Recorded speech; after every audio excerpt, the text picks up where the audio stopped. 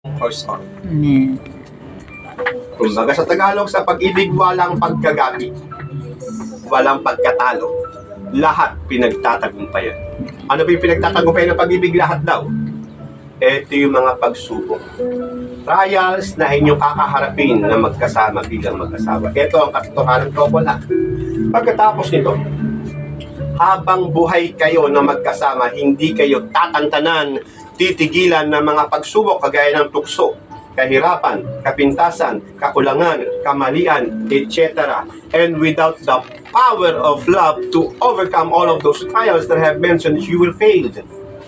And you will be separated. Pero kung magmamahalan kayo, couple, walang trials na makakapagpahiwalay sa inyo. Tanging kamatayan. Kaya, couple, please, magmahalan kayo. Another reason why you need love, couple, because in love, there's what I call 100% acceptance. Pag sinabing 100% acceptance, it means the best side of you. And even the worst side of you na hindi pa nakikita. Your best situations, worst situations na magkakaroon pa kayo. Lahat ng yan, tinatanggap ng pag-ibig. Kaya nga sa pag-ibig, walang hiwalayan. Kasi maging sino ka man, maging ano ka man, ngayon at sa susunod pang mga panahon, at kahit ano pa mangyari sa iyong pagsasama, umunlad ang buhay o hindi, lahat tinatanggap. Ang tanong, handa niyo na ba talagang tanggapin ang kabuuan ng pinapakasalan niyo ngayon? Siguraduhin niyo lang dalawa. Alam niyo kung bakit? Lahat ng mga naghiwalay, hindi nagmahalan yun. Kasi hindi nila tanggap ang natuklasan nilang kahinaan, kapintasan, kakulangan, kamalian ng pinakasalan nila. This is the truth, couple. Without love, it is impossible to the both of you to accept each other's weaknesses. Pero kung magmamahalan nga kayo, there is nothing to worry about. Kasi lahat matatanggap.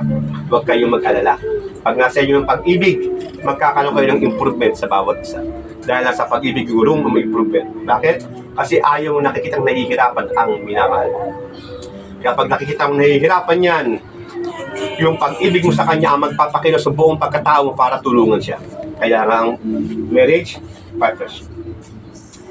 And last thing, couple, why you need love? Because in love, that's what I called unlimited forgiveness. Because love keeps no record of wrong. Hindi siya nagtatala, nagsusulat, naglilista ng anumang kamalian ninyo. It means that love always forgives. Palagi nagpapatawad ng pag-ibig. Bakit palagi nagpapatawad ng pag-ibig? Dahil alam ng pag-ibig na walang perfectong tao. Lahat tayo subject to mistake. Sino po rito yung hindi nagkakamali pagkataas ng kamay? Wala. Dahil walang perfect person, that's why walang perfect husband. Walang perfect wife. Walang perfect couple. But the bond of perfection is love. Because love covers a multitude of sins. Handa na? Addition to the message of love, can I have a Bible?